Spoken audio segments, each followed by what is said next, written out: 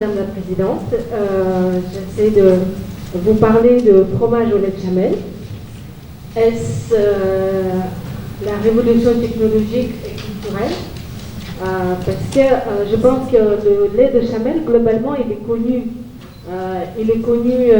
au milieu traditionnel, mais relativement peu au niveau industriel et surtout sous forme de fromage.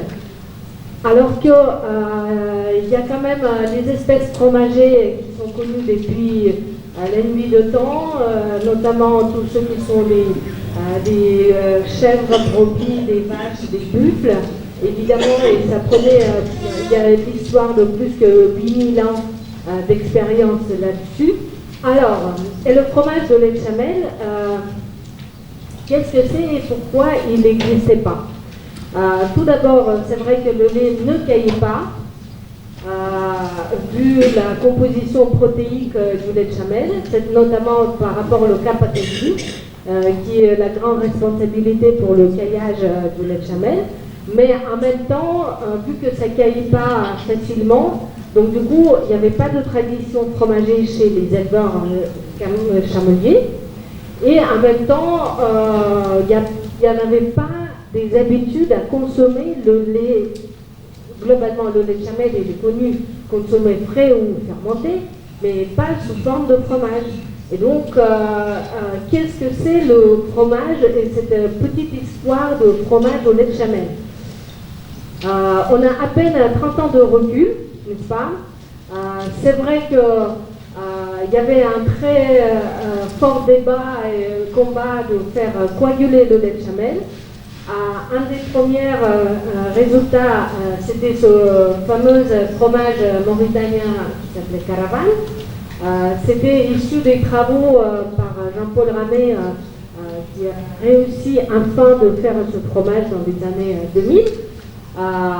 Entre-temps, depuis ce temps-là, on a commencé à se poser cette question, comment on peut faire le fromage.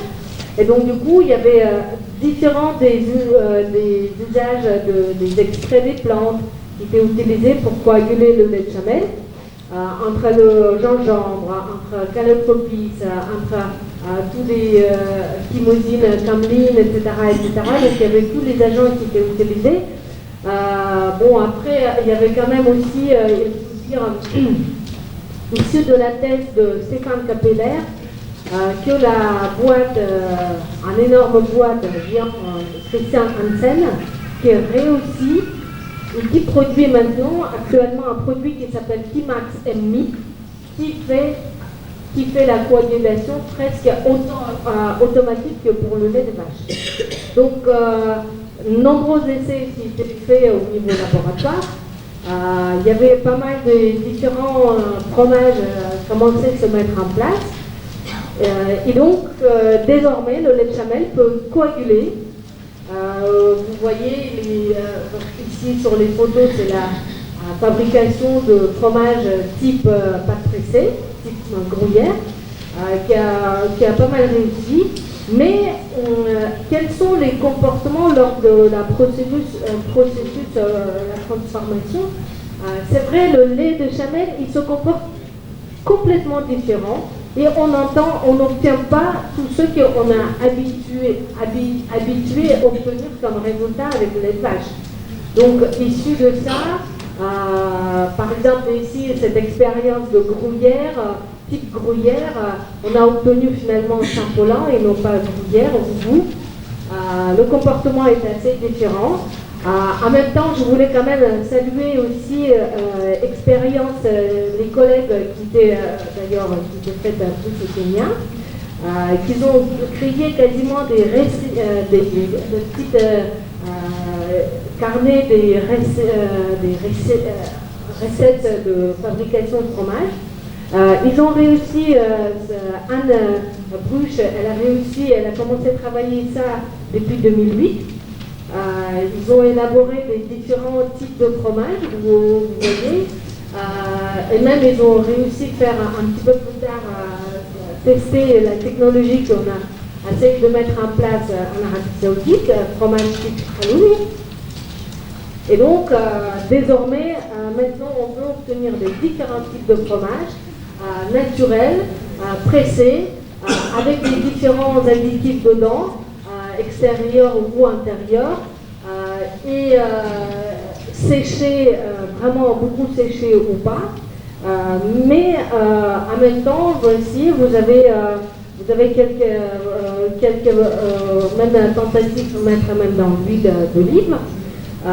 Et donc, comment développer des produits adaptés aux consommateurs locaux? Maintenant, la question, ce n'est plus comment on coagule le lait.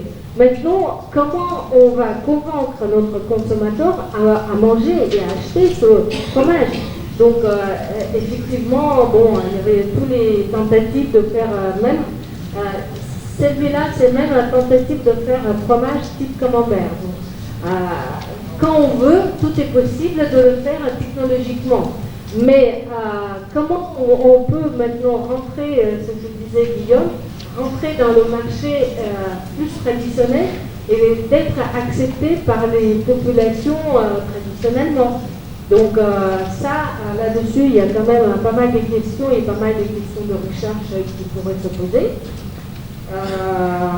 Je voulais vous présenter quelques types de fromages. Ça, c'était feta.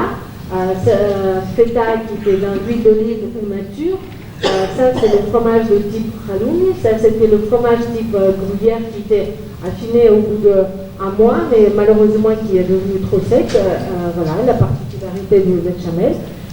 Et une autre question, c'est aussi de dire si on veut que le produit comme un fromage de béchamel qui reste à long terme, il y a quand même, il faut mieux y penser à sortir la production de la marginalité.